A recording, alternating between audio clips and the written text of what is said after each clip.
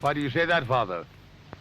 You aren't afraid, are you? No, but I respect some of the superstitions of others.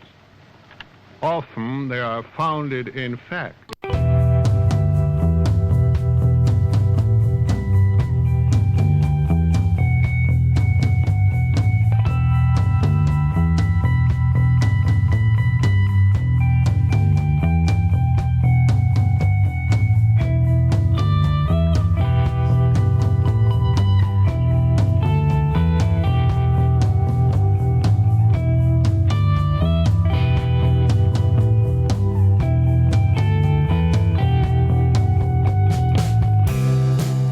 Broadcasting live from our Sanctum Sanctorum in Venice, California. This is the Sixth Sense Society.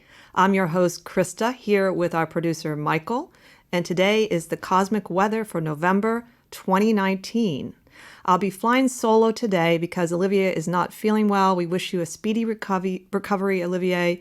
And also, I wanted to thank all of the first responders and volunteers that are fighting back all of the fires throughout California right now. We're having another intense fire season, which hopefully will help us figure out how to prevent more of this in the future. But before we get started today, we are going to have Michael make some announcements.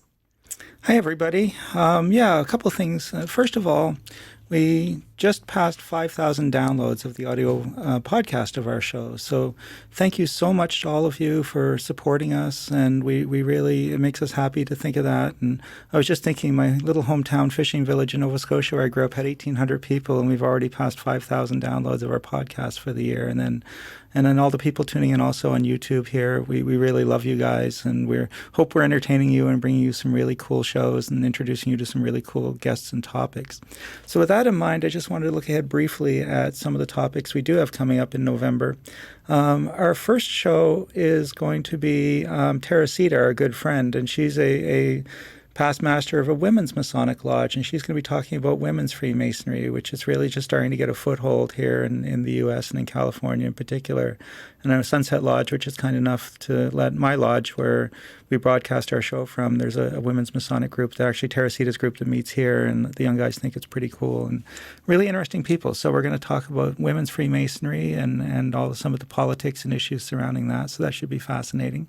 The second show of the month, we have who the heck? Reverend Jim, our good friend Reverend Jim, is coming back. And he's going to be talking about the Book of Revelations and apocalyptic text. And I think that's going to be a fascinating show because I'm always interested in some of these things and end times prophecies and things of that nature. Some of you that like Ancient Aliens probably want to tune in for that one. It's going to have that kind of vibe, I think. And Jim's always a fascinating guest who's just super interesting to talk to. So we're excited to have him. And then the third show in November will be our good friend Ray Davis, who's a phenomenal world-class musician, and and just an interesting esoteric guy as well. And he's going to be talking about music and spirituality and raising consciousness. And music is fascinating because it's such a part of every spiritual path, whether it's Christianity or Buddhism. You have chanting and drumming amongst Aboriginal cultures. So there's a strong tie-in between music and consciousness, and we're going to talk about how that connects. And that should be a fascinating show. So that's basically our month. Looking ahead the rest of the year, we have David Oman coming up again in November to talk about his book that just got released, and then some really exciting news for January. Early January, we are going to have Lon Milo Duquette, and he's going to be doing a phone interview from his home in Long Beach with us. He has a new book coming out that Krista will tell you a little bit about, and we're super excited to have him as a guest. So tune in for that. Get all the information on our website, sixthsensesociety.com. And, chat with us if you have any questions on live chat as we do our live shows. And even if we're doing a pre-recorded show, we'll always have our live chat on. So we like to hear from you guys. And hope you enjoy the cosmic weather. So take it away, Krista. Great. Yes, the name of the book coming out, Lon's book, is Allow Me to Introduce an Insider's Guide to the Occult. That is all I know about it because it has not been released. It will be released in February. It looks like February 1st. At least that's what it says on Amazon, 2020. And of course, he's going to be talking about his own tarot ceremonial magic deck and book, as well as we're going to ask him some questions about his journey. So it's going to be a lot of fun having him on. So let's get started with the astrology for the month. First of all, I thought this time I would do sort of just a brief look, highlight, overview for the month, and maybe go through the moons quickly. So those of you that like to look at, when's a good time to do certain magic, you'll know when's a good time for all the different moon phases. So the highlights are going to be, some of these I'm not going to talk about and some I will, but just so you know, Mercury and Neptune are both going to station direct during this month. Mars will be moving into Scorpio, and we're going to talk quite a bit about the sign of Scorpio since we have Sun in Scorpio and Mercury retrograde in Scorpio. And then later on, the Sun will move into Sagittarius. Venus changes signs twice this month, so I thought that was kind of interesting. And then this is the last month for Jupiter being in the sign of Sagittarius, so enjoy it while you can. So quickly, I'm going to go through just where the moons are and what signs they are for you guys. The first quarter moon is going to be on Monday, the November 4th, and it's going to be 11 degrees Aquarius, 42 minutes at 2:23 a.m. The full moon, which will be in Taurus, will be Tuesday, the 12th, and it will be 19 degrees, 52 minutes of Taurus at 5:34 a.m. Our last quarter moon will be on the 19th, which is also Tuesday. It's going to be 27 degrees Leo, 14 minutes at 1:11 a.m. Those of you that like numerology might like that. However, it does go void of course right away, so you might want to do your magic ahead of time. And finally, we have a new moon coming up towards the end of the month, obviously. It's going to be on a Tuesday, the 26th. It's going to lighten up things. It's in 4 degrees Sagittarius, 3 minutes at 7:06 a.m. So that's a quick look at the moons.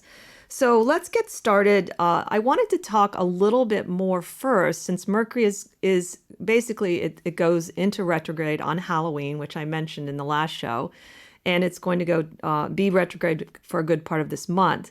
So some of you who've been following the cosmic weather know that I'm really fascinated with the concept of retrograde, and I've been trying to read books written specifically about retrograde.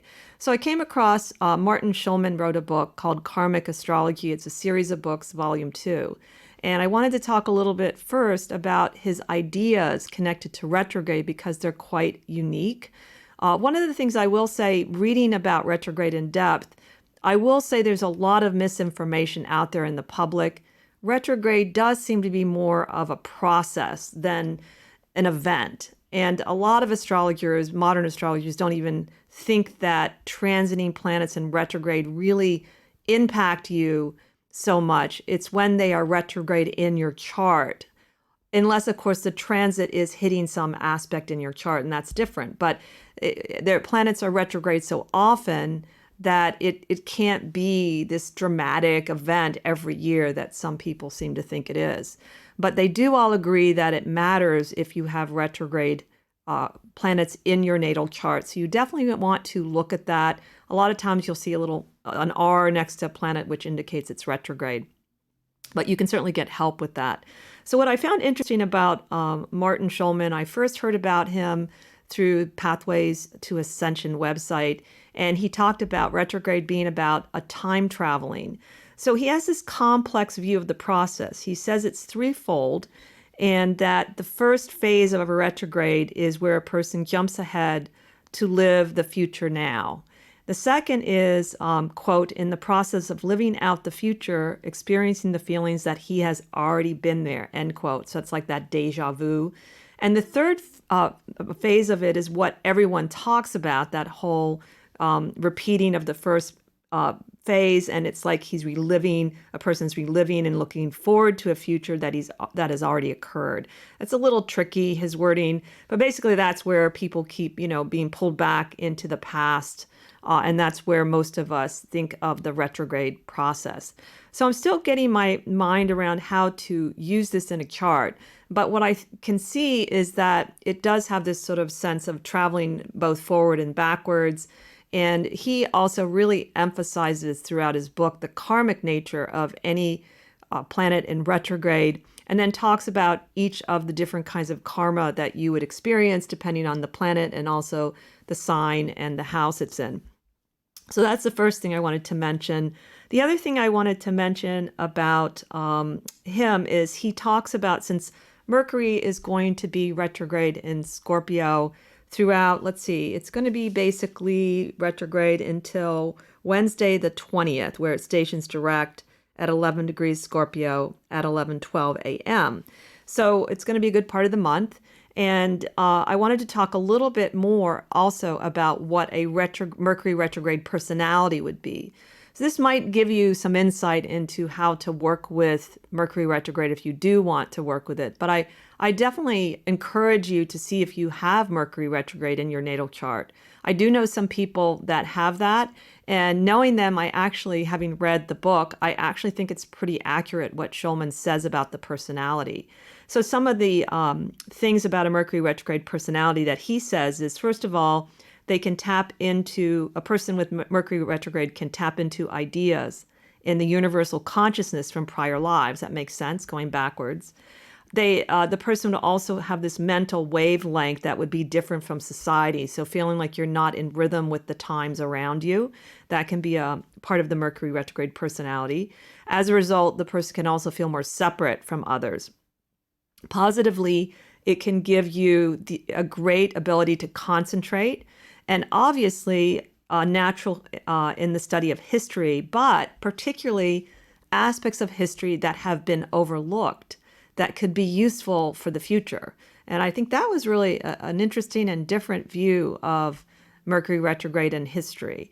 And finally, he says that a lot of musical geniuses have Mercury retrograde in their natal chart because of the concept of communication being sometimes difficult for Mercury retrograde personality. So they look for another way to communicate, such as through music.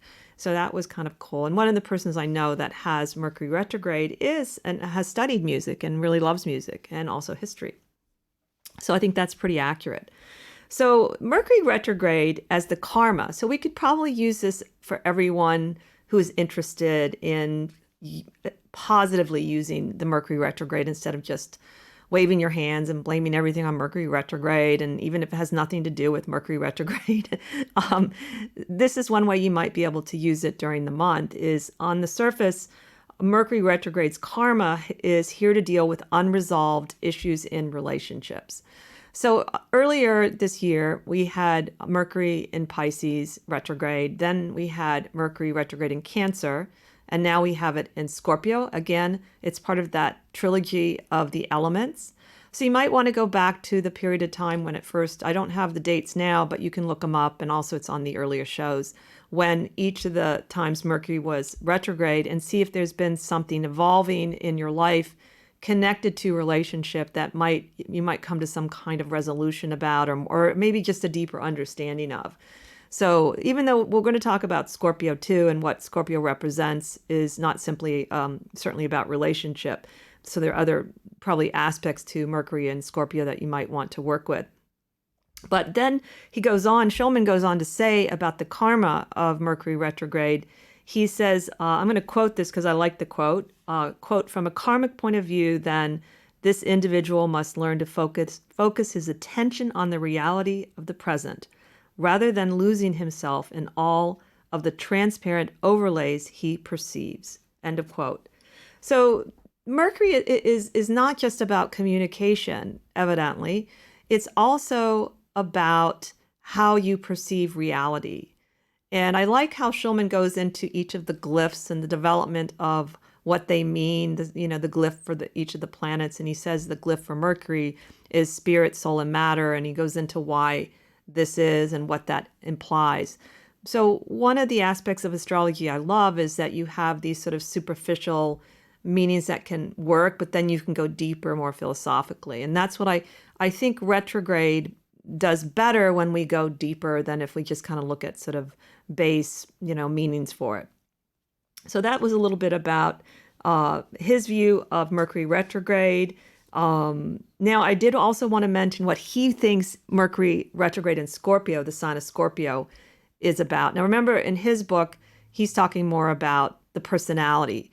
But again, you could probably at least use this as a theme to work with if you want to during the month of November. Obviously, Scorpio has a very intense, focused energy. So he says that someone with Mercury retrograde in Scorpio would have a great, keen mind. But interesting enough, he talks about them being natural at science and scientific thinking.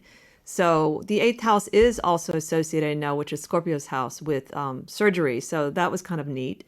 Of course, they can go deep, but even deeper than normal. So think of a Scorpio going deeper than normal. What would that be like, right?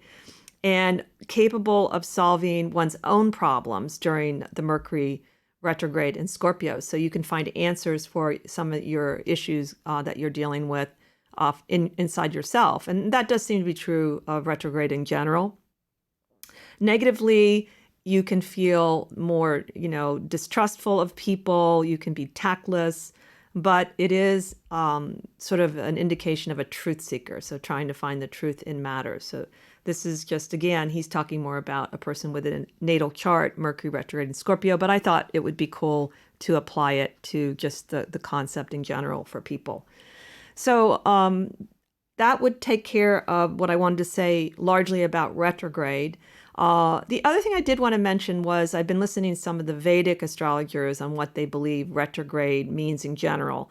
Again, 2 of them I listened to on YouTube. They talked about it being more about when it's in your chart and not when it's happening outside transiting.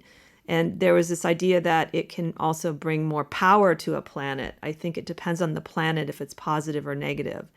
And this is something I remember Rick Levine said in one of his astrology reports, how because the planet is closer to the Earth at a time of retrograde, it sort of makes it louder and it's amplified more. So that agrees even with a Western view of the retrograde. So please, people, take the time to do your own digging and research and realize that most of astrology is much more complex and layered and interesting than what is put out there a lot in the popular astrology world, often not by astrologers too, but sometimes by astrologers as well. So let's move on to a little bit of the specifics going on with some of the other planets. So Monday on the 18th, we have Mars that will be moving into Scorpio at 11:41 p.m. And I'll talk about that briefly. And then, as I said, we have the Mercury retrograde stopping, or Mercury retrograde going direct on the 20th. On the 22nd, the Sun will move into Sagittarius. And on the 25th, which is a Monday, Venus will move into Capricorn at 4:29 p.m. Finally, towards the end of the month, on Wednesday, the 27th, Neptune stations direct at 15 degrees Pisces, 56 minutes at 4:33 a.m. And so that's kind of a cool event as well. So I thought we'll talk a little bit about Mars and Scorpio, but first I wanted to talk about the sign of Scorpio from a different point of view.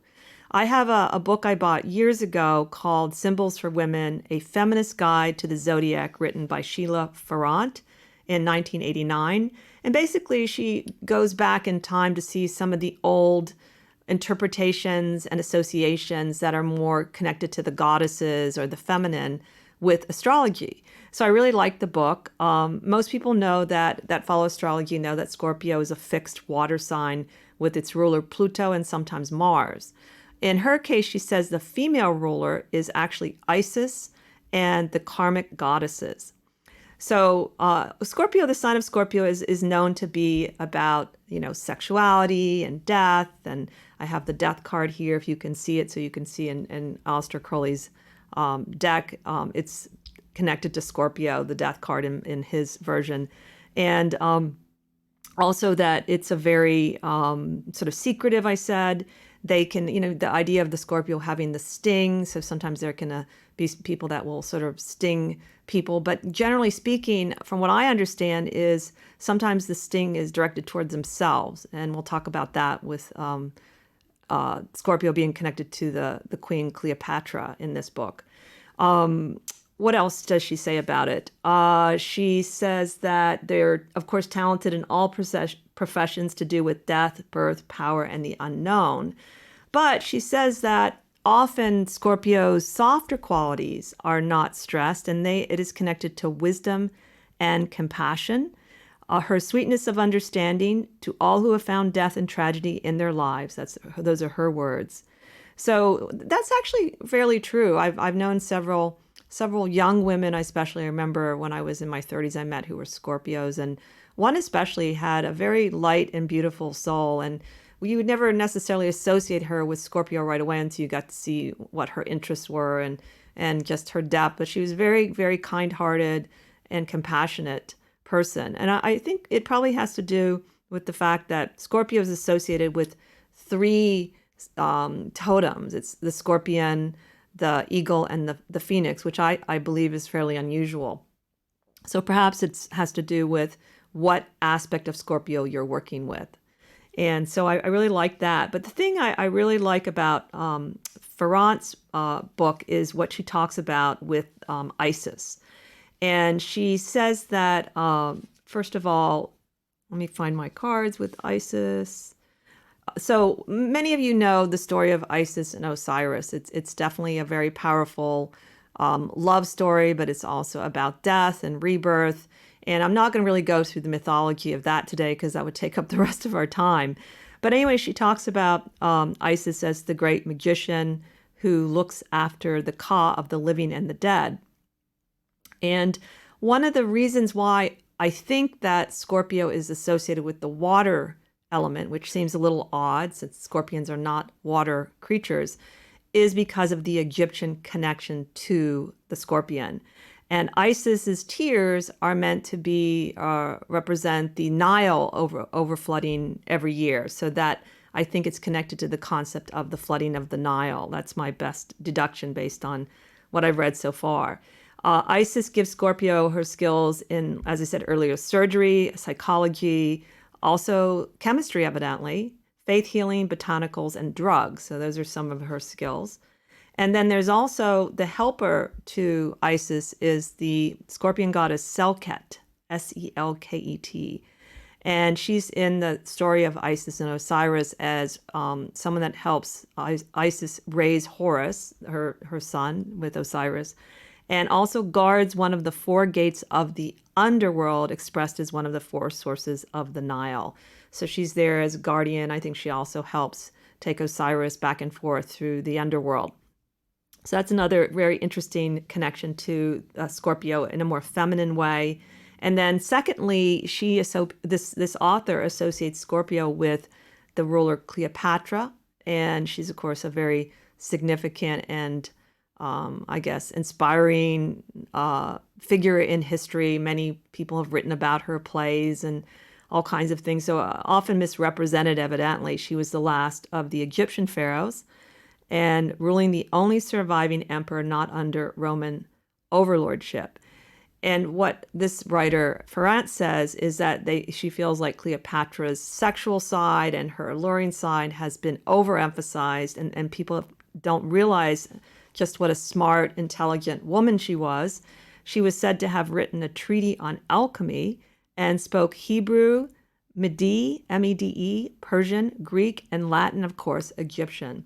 So that does happen a lot with sort of the history of women, that they get sort of, I guess, cornered into one thing, one stereotype. So she seems like a very fascinating figure. So if you wanted to be more in touch with sort of the energies of the feminine side of Scorpio, you could study Cleopatra, or you could work with Isis or the Scorpion goddess, and that would be really appropriate during this month. Because as you know, we'll have the Sun and Mars and Mercury all together in Scorpio during that time, at least a good part of the month. So the other thing I wanted to say very quickly is that another way to work with astrology, which is, I just remembered, I did start studying astrology more deeply because I wanted to use it with Aleister Crowley's tarot deck. There are other decks where people associate the minor cards with astrology, but he's certainly one of the well-known ones. You can see on the cards, like in the Five of Cups, you can see this is the glyph for Mars in Scorpio. And so that's what he says Mars in Scorpio is. And then the Six of Cups, you can see is the Sun in Scorpio, if you look at it closer. I know some of you are listening, so the Five of Cups and the Six of Cups, you can probably find them online pretty easily. But the five is a five-pointed star of cups inverted, and there are these sort of dark lotuses that look like they're dying at the top, and there's no water in the cups. And the Six of Cups are very sort of a balanced kind of six cups, three above and three below with some other things there. So it looks like a very harmonious card. So I like the idea of trying to see how, you think of the cards in terms of astrology, because you might find there's some differences. So the Five of Cups, to me, the Five of Cups is part of the left-hand path, so often is a card of healing or letting go, or at the same time looking at your commitments in life and seeing if you're still invested in them. Depending on its location, certainly it can be a reactive energy. And as some of you probably know, we see the Suit of Cups as representing your outside life and not emotions. Though certainly certain cards have emotions. And interesting enough, the Six of Cups is very balanced and harmonious in the Kabbalah. So that's a different sort of take. Maybe it's sort of more of a take of, since it's Venus, Sun in Scorpio, maybe it's more of the feminine side of Scorpio, because it does have a little bit more of a softer energy than you might expect for Sun in Scorpio. But it also is connected to the sixes in Dion Fortune's book on the Kabbalah, is connected to the descent of the higher self. And one of the things I forgot to say about Scorpio, of course, is it's connected to the occult. So this is going to be a great time to really be studying anything with the occult. And obviously, as a reader, we all know that October is a great time to give readings, and a lot of people intuitively come for readings because of that idea that it seems easier to dig deeper into the mysteries. And that's certainly very true about the Scorpio energy, I think. There's some, I think, misnomers about Scorpios, like all Scorpios are sexual. I'm not sure that's true. They can be interested in sexuality for sure, and psychology. But I think that's really one of the things I would agree is very true about it. So those are the main things I wanted to talk about today with November forecast, as well as, what I wanted to get you guys to think about more. Just keep thinking about the concepts of astrology as much as listen to, this is going to be this kind of energy in the world. The more you do that, then you can, like the tarot, you can start to apply what's happening in the skies to something that works for you, and not just sort of a recipe. I'm not big on recipes in anything, whether it's, memorizing what Mars is in through the houses, or whether it's memorizing something about the tarot. It's not my thing. I want people to think and sort of feel the energies themselves. You can also sometimes just meditate and see what you pick up about the different astrological events, particularly if you see, let's say you meditate on a day where the sun is changing from one side to another, one sign to another, you might be able to feel some real differences and write down notes and see how you feel about it. So I think that's going to wrap it up for me for the cosmic weather for November. I hope that you enjoyed this, and I look forward to talking to you again in December. So until that time, stay cosmic.